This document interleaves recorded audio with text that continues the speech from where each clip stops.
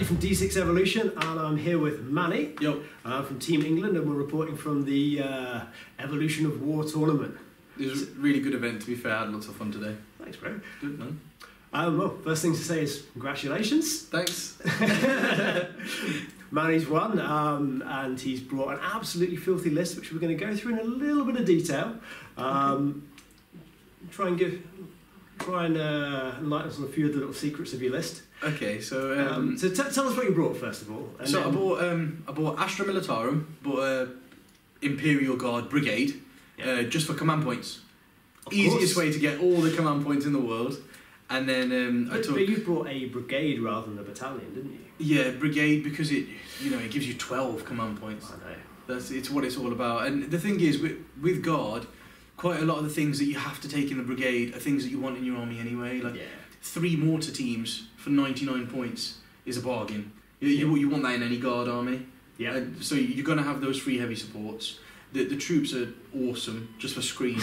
You're going to want 6. Yeah, I mean it's still a horde game at the base of it, isn't exactly. it? And then you're only adding 1 extra character to what you want, because when you start getting the amount of infantry squads in the list that are sufficient for a screen, you find that you need enough characters in the army to also issue orders to every unit. Yeah, because actually Guard are ridiculously quick when you start doing the movement. They can go up to like 24. They can go up to 24 inches in a turn, isn't it? Yeah. I play with my Custodes and they actually overtake the jetbike sometimes. Yeah, it is really good, isn't it? Yeah, it is really good. They surprise people. They catch people off guard, and it's it's kind of about the way that you play it as well. There's lots of tricks in the list, because the Guard are there as a support and as a bit of a meat shield, but they score your points while you have characters from other factions like Custodes and Blood Angels, and you have a look at a few of their characters and the damage that they can put out when they jump out from behind. I think that's critical. I think you've got to have enough bodies for them to actually be almost invisible, aren't they? Yeah. You know, if you're just running like 30 infantry, most competent players will get through that to the juicy goodness of your list inside, won't they? But if you're running, how many bodies did you have? So to be fair, I didn't have enough. I didn't have, in my opinion, what I thought was going to be enough. Yeah. Because I had 90, but I wanted slightly more. I wanted 120 Guardsmen, but I couldn't get the extra Hellhound. Yeah. Because I needed a 3rd Hellhound as well. Yeah. So I couldn't get the extra Hellhound, so I had to take a unit of aggressors. So it was pretty good though. It was basically playing 200 points down, because the aggressors are so much slower than everybody else. They never get there. Yeah, the aggressors never get there. They need a delivery system, don't they? You need, particularly with such an aggressive army such as yours. So if you're taking aggressors, you want them to be like Raven Guard, or you want them straight in your opponent's face, staying still, double firing, or like Space Wolves, where they outflank and catch somebody off guard. Yeah, so something like that. But in the Blood Angels, you just don't have that option. So I think they're going to go. Yeah. They weren't meant to be there. It was just because I had 200 points spare and nothing to spend. I didn't have the models to bring anything else. Sure. So tell me about the Custodes you're running. So the Custodes are awesome. So there's some tricks with the Custodes that people don't realise. So the army is very command point hungry. Yeah. So the original list had 21 command points to start with. But now, sure that was enough?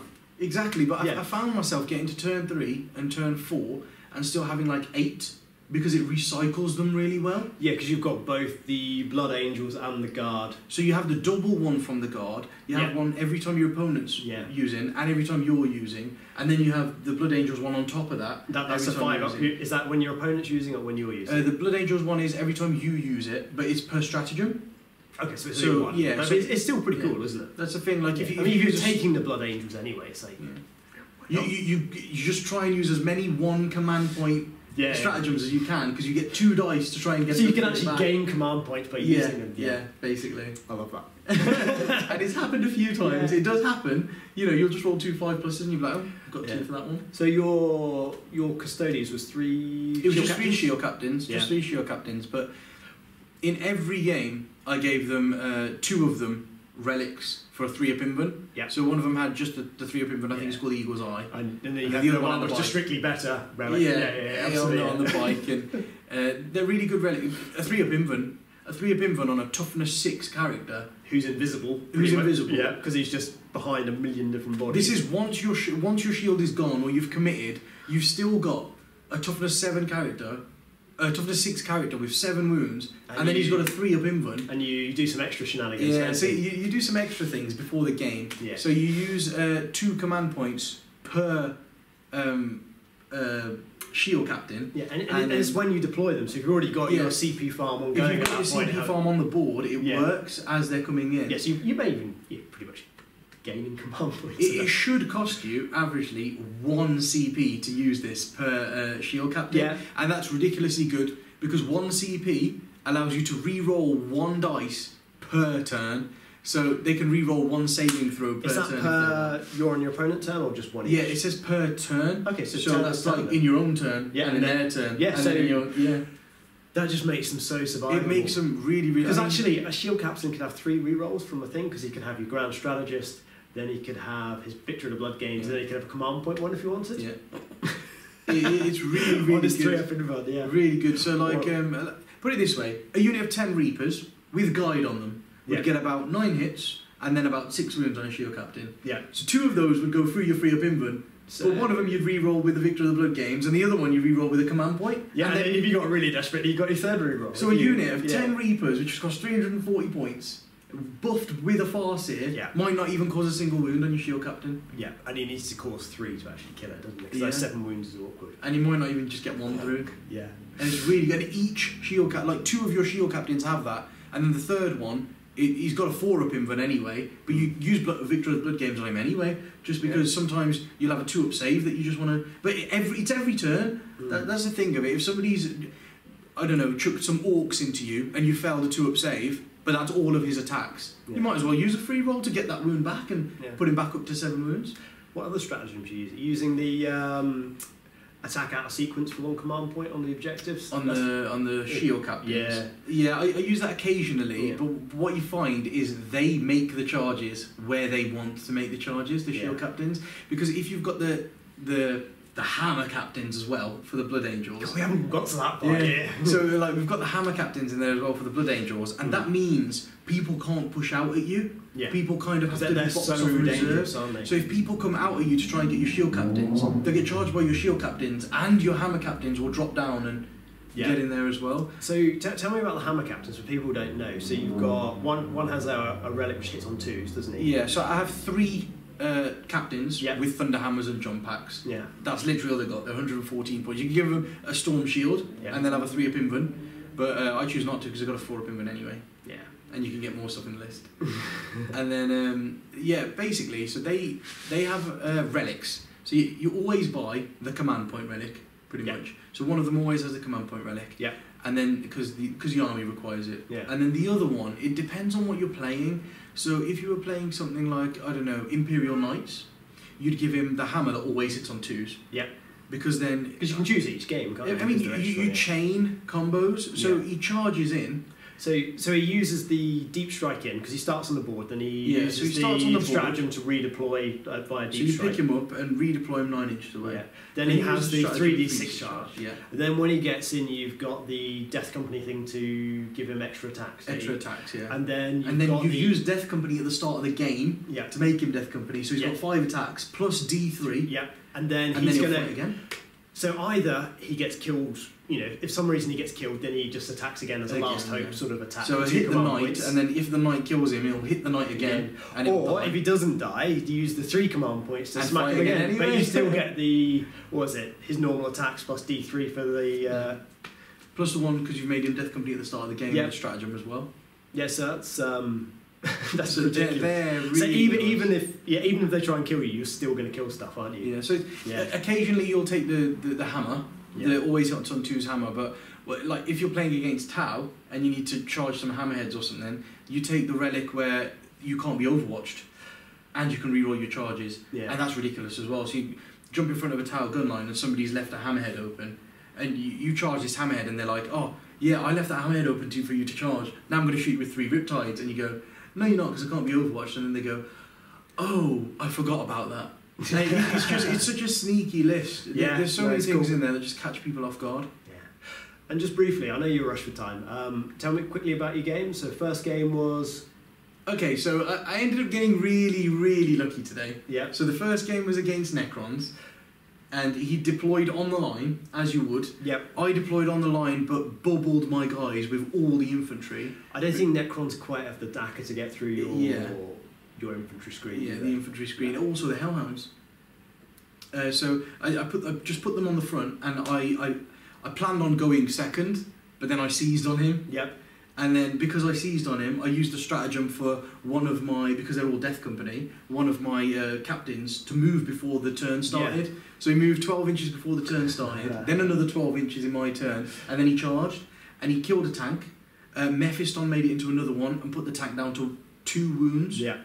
And then the shield captains made it into the wraiths, because I was on the line and he was on the line, and it was the deployment, you were 18 inches away. Yeah. So got in and they wiped them out. So he lost his wraiths and essentially 2 tanks before he got a turn. Yeah. And that was basically over from then. There was nothing really he could do to get back into the game. It was just me scoring points after that. Yeah.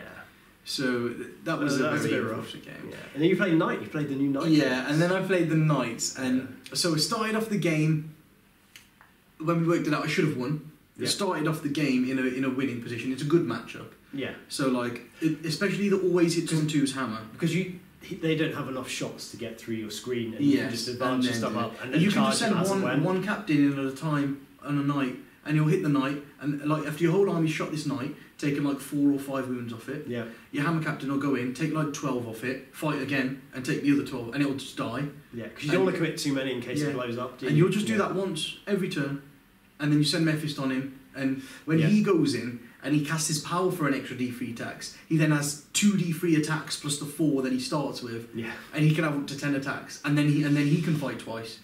And it just, the combos become, and him, because he's strength 10, he'll hit knights on 2s, and he'll wound knights on 2s because they get +1 when they charge, +1 to wound when they charge. Yeah. So he'll mince knights, and so that's what should have happened. And then what happened was the hammer captain that always hits on 2s failed his 9-inch re-rollable charge on 3 dice. Yeah. Oh my god! And he just failed that, and he just stood there. Well, that's the great thing about 40k. This random stuff happens every so often, which you've kind of got to plan for a little bit, haven't you? You've got to always have a backup. So I was essentially a captain down for no reason after the first turn, and he was a knight up. And then in the second turn, I dedicated all my characters into 2 different knights. And they both lived on 1 wound, both of them. So even at the end of the second turn, he still had 5 knights worth of. And he can make one of them fire with full efficiency, can't he, with the stratagem? Yeah. But then in the next turn, I took them down because they only had 1 wound each. Yeah. And then I took another knight down. So 3 knights went down in that 1 turn. Yeah. That swung it a bit. And then it was right at the end. So the last roll of the game was 3 shield captains charged into a knight, which had 21 wounds left. Yeah. No way should you kill this knight. I got 10 wounds through. Yeah. And he only passed 1 5-up invuln. He had a 2-up armor save, so he gets a 5-up saving in combat. Yeah. And then he only passed 1 of them, and I was like, okay, so 9d3. This should only be even averagely 17, 18. And I rolled 23 damage on 9d3. Just jammy, I'm just jammy. Yeah. And that went through. Would you been ahead on points at that point? No. I was behind on points. So that was a game changing. That was a game changing. Yeah. It was either table or lose 16-4. Yeah. Because of the knights not dying in the turns where the stuff was meant to go off but it didn't. So I got unlucky at the start, but then I got stupidly lucky at the end, and it just swung it round. Yeah. And then in the last game. Yeah. So the last game, the same thing as the first game happened. I seized again. Yeah. And to be fair, the board wasn't great because you're playing Alex, right? Yes, the board wasn't great. The board wasn't great for Alex. He had this ginormous castle, it's in the middle thing, and you can't see through this thing. It's like when you match up against Tau, you were just laughing, weren't you? When you start hiding your captains and stuff behind this big tower, and you can't see any of them, and it took up like a good third of the middle of the board. Was just you just couldn't see through it. Yeah, I mean the beauty of what happened in that game was like all the guardsmen were like in one bubble around this building. Yeah. So they couldn't get a shot, and then the next turn, all 90 of them ran out. Yeah. And double moved in the same turn, and then just move your guys. And all the characters were right behind them. So if he dedicates all his firepower to killing your bubble rat, and he killed them all. He killed them all. It doesn't matter. The last 6 or 7 of them died to morale, so it didn't matter by that point. Everything was dead, but then all 7 of my characters made it in Yeah. to the Hammerheads and Riptides at that point. So we just called the game there, Yeah. basically. But I think it could have been a different story had Alex have got the first turn. Yeah, those as hammerheads well. are crazy, aren't they? Yeah, if I hadn't seized on him, they could have been a bit of a different story Yeah. as well. Because I played Alex Harrison at the LGT and I completely underestimated what those bloody hammerheads Those can do. Hammerheads, yeah, They they are wiped my ridiculous. Custodes army in one turn, pretty It's much. hitting on 2s. You don't see it I coming. know, even with the minus the hit Valor. You don't see it coming. You just don't. don't see it them hitting you on 2s, do you? It's because they normally hit on 3s. Then the velocity trackers, if they've got them or not, Yeah. make you hit on 2s. Then you -1 to that. And you've But got if you get Mind 5 Strike mark as light, well. yeah. And you've Long got. strike gives you +1, and then your if you get Mark 5 Lights, mark light, yeah. he's getting another +1. I hadn't Yeah. played Tower at that point, and I did not see it coming. Yeah. But listen, thanks for It's thanks been for doing the awesome. interview. Thanks for having me. Thanks for having me. It's been yeah. awesome, and the tournament's been great. So, guys, yeah, I'd recommend coming down Yeah. to the next one if you can, because Yeah. it's just been a really good laugh. So, Awesome. Manny's from Glasshammer Gaming, and Yeah. We're from Glasshammer, and we've got a tournament coming up as well in October. Yeah. It's called the Glasshammer Open. So please, if you can log into Yeah. into our Facebook page and have a look at that. It's going to be a big 80-man yeah, tournament. so same place in Telford in Shropshire, and it's going to be at the Wakes, And the which Wakes, is here. which is here. So 80-man, 2-day event. Is it ETC missions or? Yeah, it will be ETC missions. Yeah, that'd be pretty awesome. Come I'm on, signed up have already. fun. Yeah. Andy's coming. Come Yeah. and beat him. Yeah. Come and beat him. That's good, guys. I'm going to drop a link to Manny's tournament in the description below, so make sure you check it out. Yeah, that'd be cool. See you later, guys. Take See ya. care. Thanks, Manny. Cheers, bro. Yeah.